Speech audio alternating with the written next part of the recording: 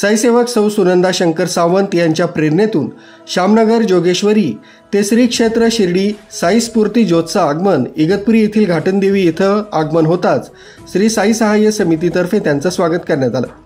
साई स्फूर्ती ज्योतचं आधारस्तंभ श्री हितेश सावंत यांचा शाल श्रीफळ पुष्पगुच्छ देऊन सत्कार करण्यात येऊन त्यांच्या सहकार्यांचा देखील सत्कार करण्यात आला।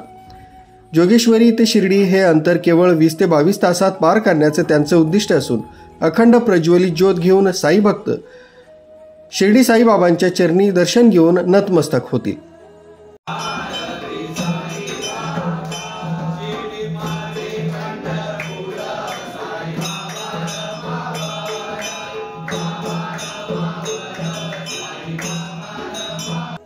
राजू देवळेकर, न्यूज 7 मराठी, इगतपुरी।